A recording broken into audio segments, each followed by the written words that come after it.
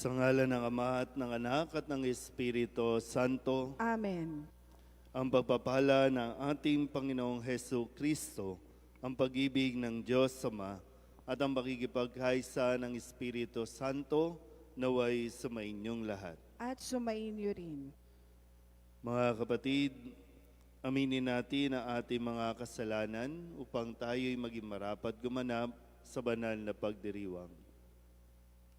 Inaamin ko Sa sa makapangyarihang Diyos at sa inyo mga kapatid, na lubha akong nagkasala sa isip, sa salita at sa gawa, at sa aking pagkukulang.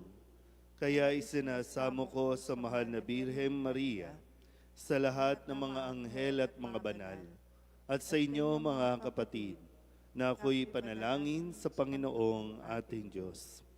Kaawaan tayo ng makapangyarihang Diyos, patawarin tayo sa ating mga kasalanan, at patnubayan tayo sa buhay na walang hanggan. Amen. Panginoon, kaawaan mo kami. Panginoon, kaawaan mo kami.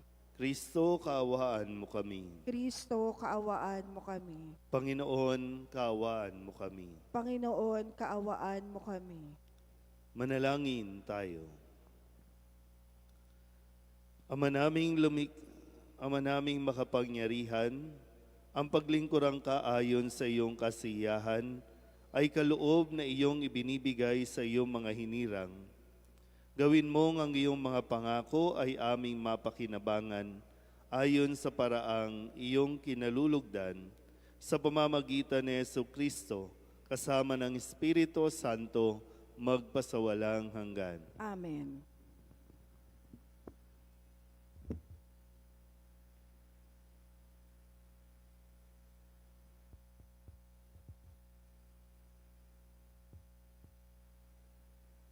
Pagbasa mula sa sulat ni Apostol San Pablo sa mga taga-Filipos. Mga kapatid, alalahanin ninyong hindi sila kundi tayo ang tunay na tuli, sapagkat hindi tayo nangahawak sa mga panlabas na tuntunin. Ang pagsamba natin sa Diyos ay sa Espiritu at na kay Kristo Jesus, ang ating kagalakan. Kung sa bagay, mayroon akong sapat na dahilan upang manghawak sa mga panlabas na tuntunin. Kung iniisip ni naman na may katwiran siyang magtiwala sa ganitong gawain, lalo na ako. Tinuli ako sa 8 araw mula nang ako'y isilang. Ako'y katutubong Hebreo, tunay na Israelita. Buhat sa angkan ni Benjamin. Kung pagsunod sa kautusan ng pag-uusapan, ako'y Pariseo. At sa sigasig ng aking pagsunod, inusig ako ng simbahan. Kung sa pagiging matuwid naman ayon sa kautusan, walang maipipintas sa akin. Ngunit dahil kay Kristo, ang mga bagay na maaari kong ibilang na pakinabang ay inari kong kalugihan. Oo, inari kong kalugihan ang lahat ng bagay bilang kapalit ng lalong mahalaga, ang pagkakilala kay Kristo Jesus na aking Panginoon. Ang salita ng Diyos. Salamat sa Diyos. Ang may pusong tapat sa Diyos ay may kagalakang lubos. Ang may pusong tapat sa Diyos ay may kagalakang lubos. Siya ay purihin suubi ng awit, ating papurihan. Ang kahangahangang mga gawa niya'y dapat na isa-isay. Tayo ay magalak, yamang lahat tayo ay tunay na Kanya. Ang Kanyang pangalan, ang pangalang banal, napakadakila. Lahat ng may nais maglingkod sa poon, dapat na magsaya. Ang may pusong tapat sa Diyos ay may kagalakang lubos. Siya ay hanapin at ang kanyang lakas ay siyang asahan. Siya ay hanapin upang mamalagi sa kanyang harapan. Ating gunitain ang kahangahangan niyang mga gawa, ang kanyang paghatol, gayon din ang kanyang ginawang himala. Ang mga pusong tapat sa Diyos ay may kagalakang lubos. Ito'y nasaksihan ng mga alipit anak ni Abraham. Gayon din ang lahat ng anak ni Jacob na kanyang hinirang. Ang Panginoon Diyos ay ang Panginoon. Siya ang ating Diyos. Sa kanyang paghatol ay ang nasasaklaw buong sansinukob. Ang may pusong tapat sa Diyos ay may kagalakang lubos.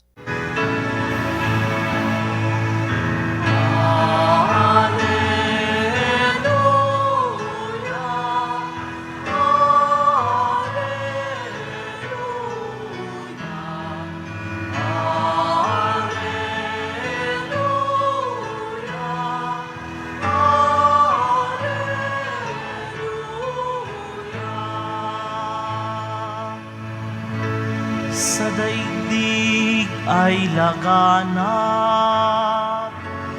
liwanag na sumisikat,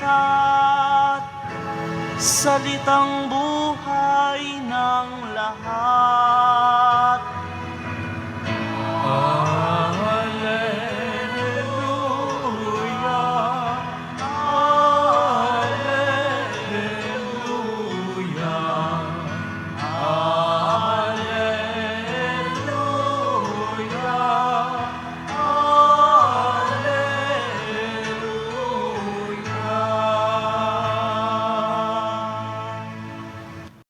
Sumainyo ang Panginoon. At sumainyo rin. Ang mabuting balita ng Panginoon ayon kay San Lucas.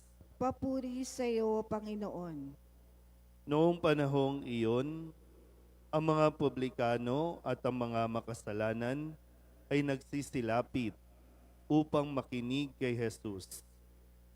Nagbulong-bulungan ang mga Pariseo at ang mga iskriba. Ang sabi nila, ang taong ito'y nakikisalamuha sa mga makasalanan at nakikisalo sa kanila. Kaya't sinabi sa kanila ni Jesus ang talinghagang ito, kung ang sino man sa inyo ay may 100 tupa at mawala ang isa, ano ang gagawin niya? Iiwan ang 99 sa ilang at hahanapin ang nawawala hanggang sa matagpuan, hindi ba? Kapag nasumpungan na'y, masaya niyang papasanin ito. Pagdating ng bahay, aanyayahan niya ang kanyang mga kaibigan at mga kapitbahay. Sasabihin niya, makipagsaya kayo sa akin, sapagkat nasumpungan ko sa wakas ang tupa kong nawawala. Sinasabi ko sa inyo, magkakaroon ng higit na kagalakan sa langit dahil sa isang makasalanang nagsisisit, tumatalikod sa kanyang kasalanan kaysa 99 na matuwid na hindi nangangailangang magsisi. O kaya, kung ang isang babae ay may 10 salaping pilak at mawala ang isa, ano ang gagawin niya? Sisindihan niya ang ilaw, wawalisan ng bahay at hahanaping mabuti hanggang sa masumpungan ito, hindi ba? Kapag nasumpungan na ito ay aanyayahan niya ang kanyang mga kaibigan at mga kapitbahay. Sasabihin niya, makipagsaya kayo sa akin, sapagkat nasumpungan ko sa wakas ang nawala kong salaping pilak.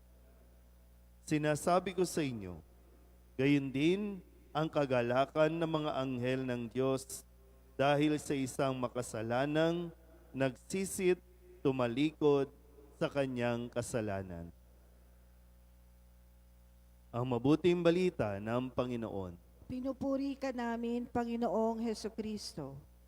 Isang magandang umaga po sa inyong lahat. Magandang umaga po, Father. Kamusta po? At sa atin pong mga narinig na pagbasa sa araw na ito, maganda na mapaalalahanan tayong lahat, no?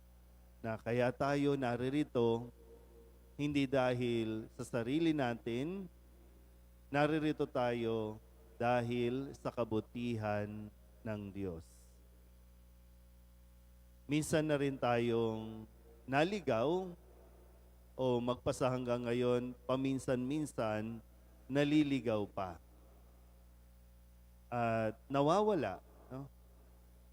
Nawawala dahil tayo po ay nagwawala. Pero ang Diyos, araw-araw, hindi tumitigil na tayo po ay hanapin. Huwag nating kalimutan yun. Kaya tayo naririto ay dahil tayo po ay hinahanap o hinanap ng Diyos. Kasi talagang yung effort ng Diyos ay Kanyang ginagawa para lamang po tayo ay Kanyang muling maibalik. Ganun katindi, no? Sabi nga,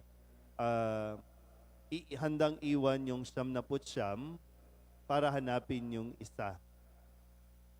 Dahil nga, no, yung sa sitwasyon, bakit ba nawala? Sadya ba talagang nagwala siya? O sadyang wala nang nagkaroon ng pakialam na hanapin siya? Sa atin kasi, no, bilang mga tao, ang isipan natin, isa lang naman yan. Okay na yan. Hindi ka bawasan yan. Pero sa Diyos, itong isang ito, mahalaga. Kaya gano'n na lang yung sinasabing kagalakan na kapag nasumpungan niya, nakita niya ay talagang magpapaparty ito. Pero maganda rin na maunawaan din natin, no? Hindi tayo pwedeng maiwan lamang sa mga ritual, sa mga debosyon, sa pagiging kasapi, no? Kasi kahit anong miyembro ka, kahit salihan mo pa lahat ng organisasyon, hindi yan nangangahulugan na ligtas ka na.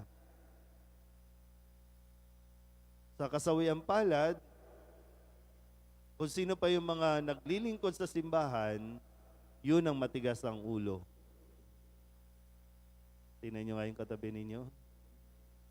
Diba? Yung matigas ang ulo na, wala na, kung ano na lang yung gawin. Father, kasi pag umaga, nagro-rosaryo kami.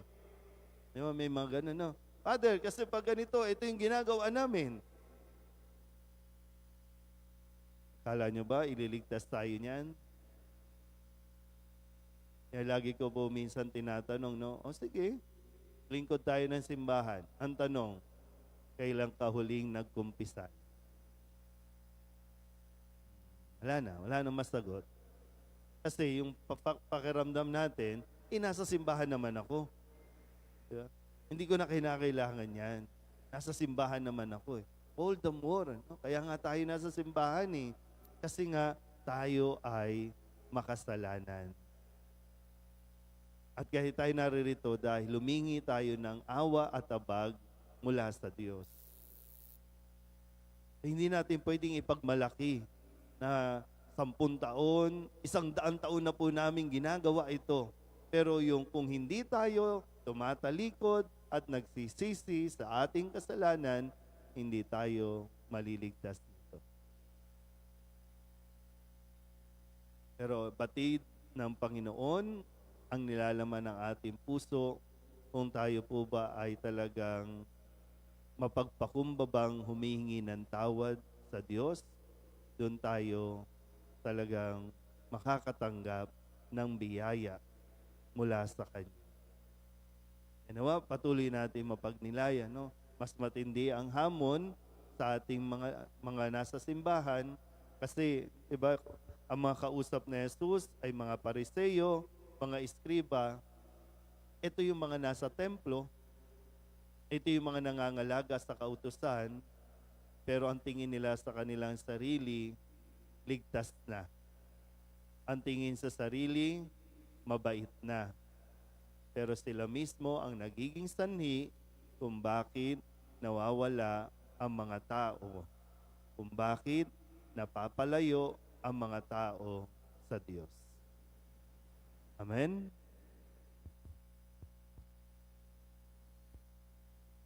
Magsitayo po ang lahat. Ang Panginoon ang pastol na nakakakilala sa bawat isa sa atin sa ating pangalan. Ialay natin ang ating mga panalangin sa Diyos, nagtitiwala sa Kanyang personal na pag-ibig sa atin. Ang ating pong itutugon, Panginoon, sa iyong dakilang pag-ibig, tugunin mo kami. Panginoon, sa iyong dakilang pag-ibig, tugunin mo kami.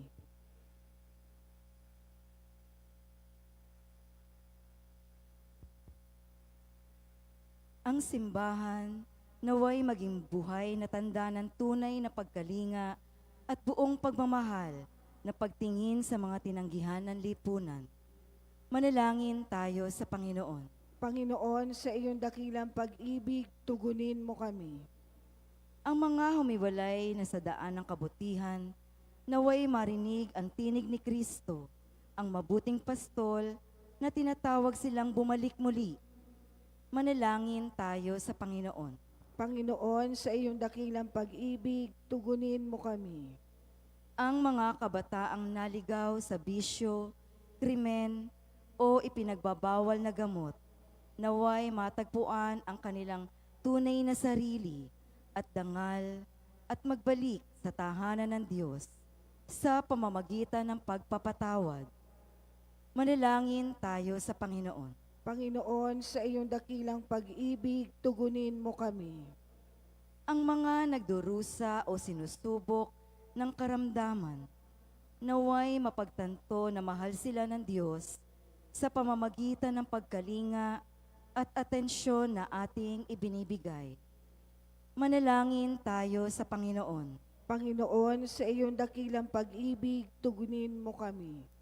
Ang mga yumaon na dumaan sa pintuan ng kawan, naway magbunyi kasama ang pastol at bantay ng kanilang kaluluwa.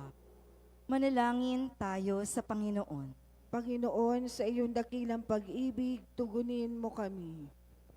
Idulog din natin sa Panginoon ang ating mga personal na kahilingan at mga panalangin para sa ating mga pamilya, kasama din ang mga kahilingan ng mga nanonood sa online. Lahat ng mga misang pasasalamat, special na intensyon, agarang paggaling ng mga may sakit, at ang lahat ng mga kaluluwa na inihiling na ipagdasal sa misang ito. Panginoon, sa iyong dakilang pag-ibig, tugunin mo kami. Ang lahat ng ito inihiling namin sa ngalan ni Kristo ang aming Panginoon. Amen.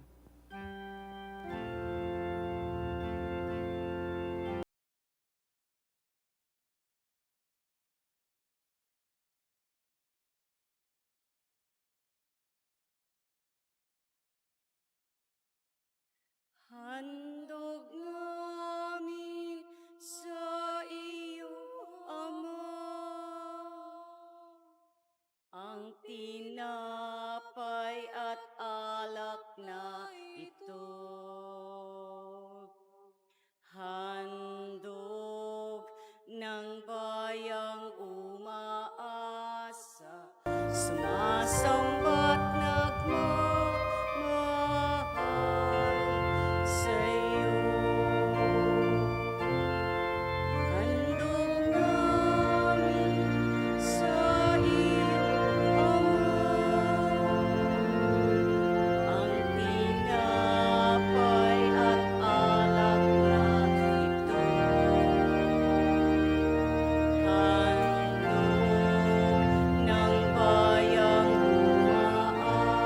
umaasa, sumasambat nagmamahal sa'yo. Manalangin kayo mga kapatid upang paghahain natin ay kalugdaan ng Diyos sa mga makapangyarihan. Tanggapin nawa ng Panginoon itong paghahain sa iyong mga kamay, sa kapurihan niya at karangalan, sa ating kapakinabangan at sa buong sambayanan niyang banal. Ama naming lumikha, ang paghahain naming ito ay maging dalisay nawa at maging banal na pakikinabang namin sa iyong awang dakila sa pamamagitan ni Jesu Kristo, kasama ng Espiritu Santo, magpasawalang hanggan. Amen. Sumainyo ang Panginoon. At sumainyo rin. Itaas sa Diyos ang inyong puso at diwa. Itinaas na namin sa Panginoon. Pasalamatan natin ang Panginoong ating Diyos. Marapat na siya ay pasalamatan. Ama naming makapangyarihan, tunay ngang marapat na ikaw ay aming pasalamatan sa iyong paglingap at kagandahang loob. Ang tao'y nilikha mo at pinangangasiwa sa sansinukob. Sa hangad mong siya'y iwastong lubos, siya'y pinagdusa mo sa kanyang pagtalikod. Sa iyong paggiliw, iyong pinahintulot na makabalik siya sa pamamagitan ni Kristo Jesus. Kaya kaisa ng mga anghel na nagsisiawin ng papuri sa iyo, nang walang humpay sa kalangitan, kami nagbubunyi sa iyong kadakilaan.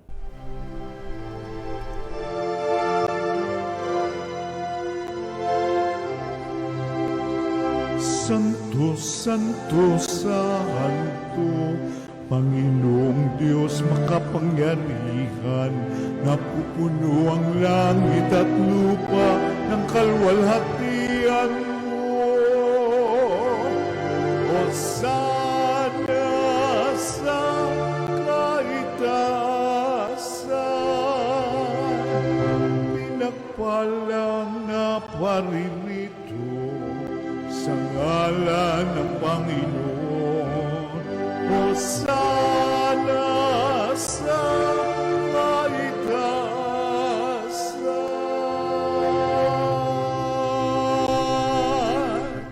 Ama naming banal, ikaw ang bukal ng tanang kabanalan.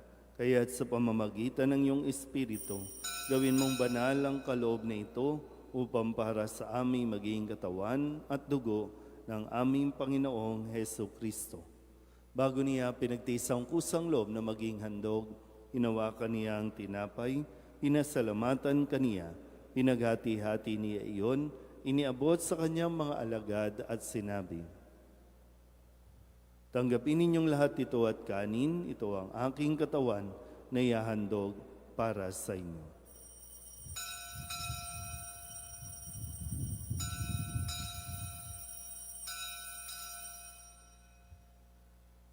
Gayun din naman nang matapos ang hapunan, inawakan niya ang kalis, muli kaniyang pinasalamatan. Iniabot niya ang kalis sa kanyang mga alagad at sinabi, "Tanggapin ninyong lahat ito at inumin. Ito ang kalis ng aking dugo, ng bago at walang hanggang tipan, ang aking dugo na ibubuhos para sa inyo at para sa lahat, sa pagpapatawad ng mga kasalanan. Gawin ninyo ito sa pag-alaala sa akin."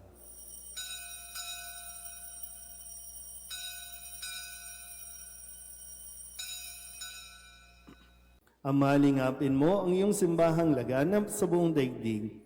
Huspusin mo kami sa pag-ibig, kaysa ni Leon na aming Papa, at ni Jose na aming Obispo, at ng Tanang Kaparian. Gawin mo rin ang mga kapatid naming nahimlay na may pag-asang sila'y muling mabubuhay, gayon din ang lahat ng mga pumanaw. Kawaan mo sila at patuloyin sa iyong kaliwanagan. Kawaan mo at paghindapating kaming lahat na makasalo sa iyong buhay na walang wakas. Kaysa ng mahal na Birhen Maria na ina ng Diyos, ng kabiyak ng puso niyang sa San Jose. Kaysa ng mga apostol at ng lahat ng mga banal na namuhay dito sa daigdig ng kalugod-lugod sa iyo, may pagdiwang nawa namin ang papupuri sa kararangal mo sa pamamagitan ng iyong anak na aming Panginoong Heso Kristo.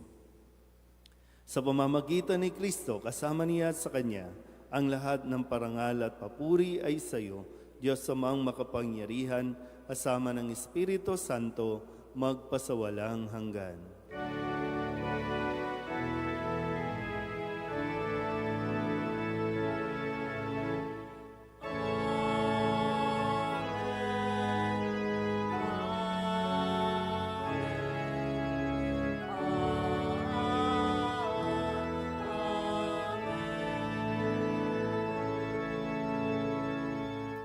Sa tagubilin ng manakagagaling na utos at turo ni Jesus sa Panginoon natin at Diyos, ipahayag natin ng lakas loob.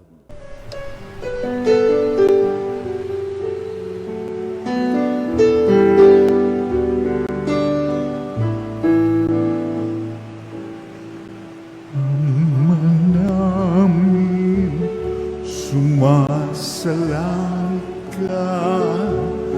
sambahin ang ngalan mo, mapasamin ang kaharian mo, sundin ang loob mo dito sa lupa para nang sa langit. Bigyan mo po kami ngayon ng aming kakanin sa araw-araw, at patawarin mo kami sa aming mga sala, para ng pagpapatawan namin sa nagkakasala sa amin, at huwag mo kaming ipagdulot sa tukso, at yadya mo kami sa lahat ng masama. Inihiling namin kami iadya sa lahat na masama, pagkalooban ng kapayapaan araw-araw, iligtas sa kasalanan, at ilayo sa lahat ng kapahamakan, samantalang aming pinananabikan ang dakilang araw ng pagpapahayag ng tagapagligtas naming si Jesucristo. Sapagkat iyo ang kaharian at ang kapangyarihan at ang kapurihan, magpakailanman. Amen. Panginoong Jesucristo, sinabi mo sa iyong mga apostol, kapayapaan ang iniiwan ko sa inyo, ang aking kapayapaan ang binibigay ko sa inyo. Tunghayan mo ang aming pananampalataya at huwag ang aming mga pagkakasala. Pagkalooban mo kami ng kapayapaan at pagkakaisa ayon sa iyong kalooban, kasama ng Espiritu Santo, magpasawalang hanggan. Amen. Ang kapayapaan ng Panginoon ay laging sumainyo. At sumainyo rin. Magbigayan po tayo ng kapayapaan sa isa't isa.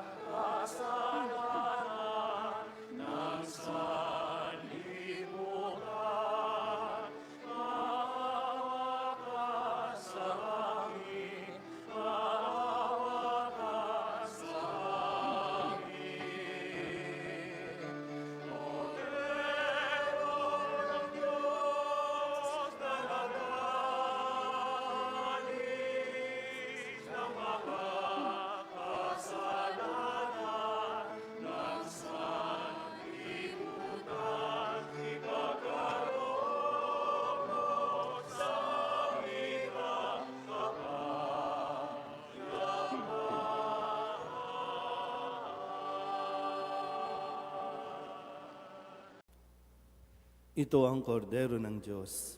Ito ang nag-aalis ng kasalanan ng sanlibutan. Mapalad ang mga inaanyayahan sa kanyang piging. Panginoon, hindi ako karapat dapat na magpatuloy sa iyo, ngunit sa isang salita mo lamang ay gagaling na ako.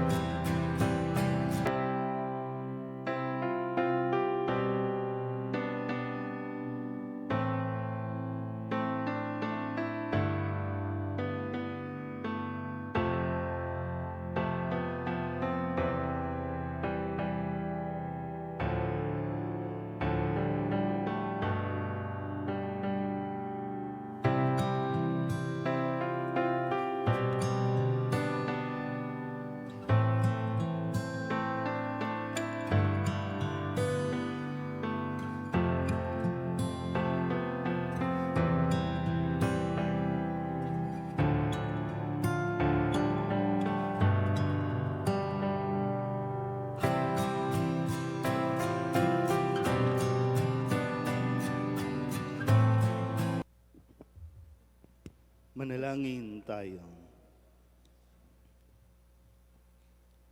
Ama naming mapagmahal, magkaroon nawa ng karagdagang bunga ang iyong ginagampanan sa aming banal na pakikinabang upang sa aming pagsasalo, maging handa kaming tumanggap sa katuparan ng pangako mo sa pamamagitan ni Jesucristo, kasama ng Espiritu Santo, magpasawalang hanggan. Amen.